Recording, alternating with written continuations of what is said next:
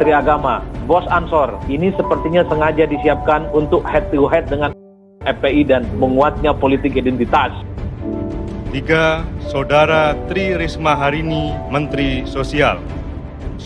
Saudara Sandiaga Salahuddin Uno, Menteri Pariwisata dan Ekonomi Kreatif, Kepala Badan Pariwisata dan Ekonomi Kreatif.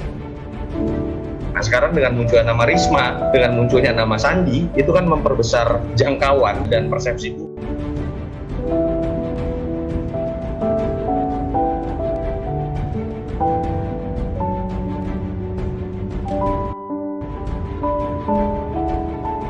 Kalau Kementerian Agama tiba-tiba kemudian diganti gitu ya. Sutradara ini sepertinya sedang mencoba menguji banyak nama yang dianggap bisa saja meneruskan dirinya di tahun 2024. Kembali lagi di channel kami, Detik Mena. Jangan lupa tekan tanda lonceng dan subscribe. Terima kasih. Presiden Jokowi baru saja menghadirkan pertunjukan reshuffle yang penuh strategi dan juga kejutan.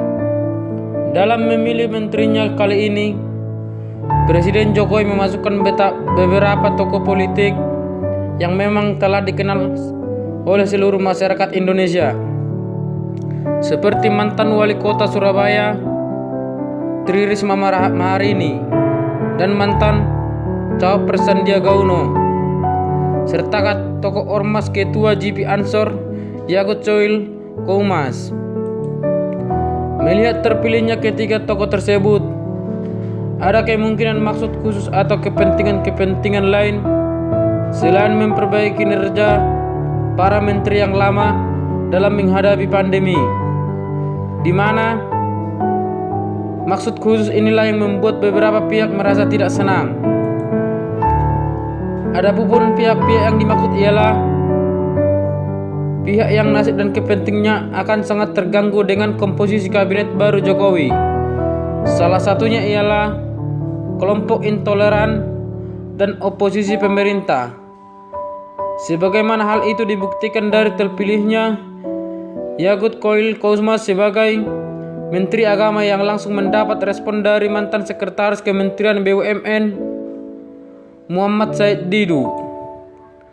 Dalam cuitannya, Said Didu menuliskan kata-kata yang mengundang provokasi adu domba berbau sara dengan menyebut bahwa pemilihan Gus Yakut sebagai Menteri Agama merupakan representasi Presiden Jokowi yang ingin melakukan represivitas terhadap umat Islam.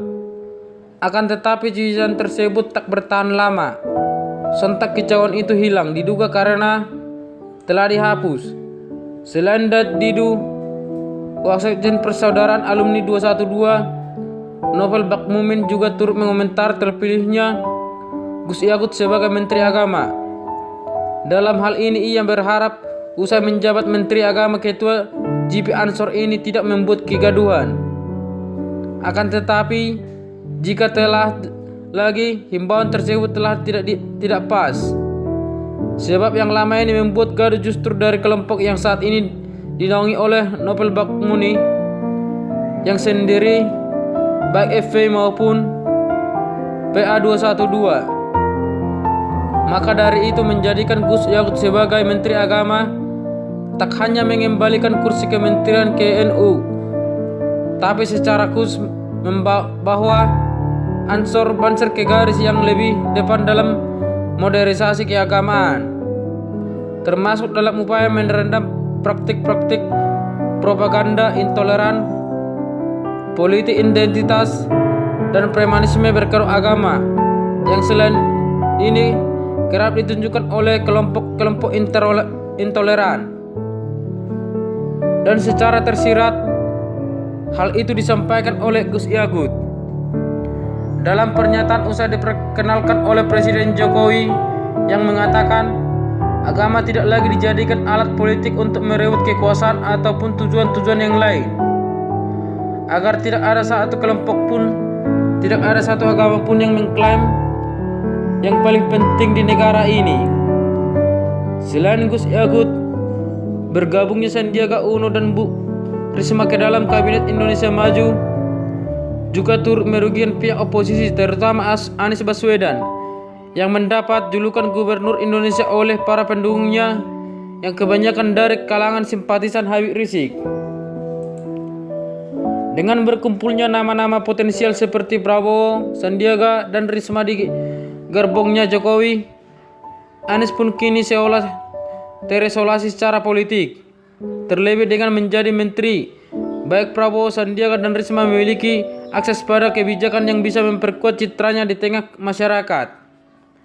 Sementara untuk Anies Baswedan harus berupaya lebih keras lagi untuk memoles pamornya.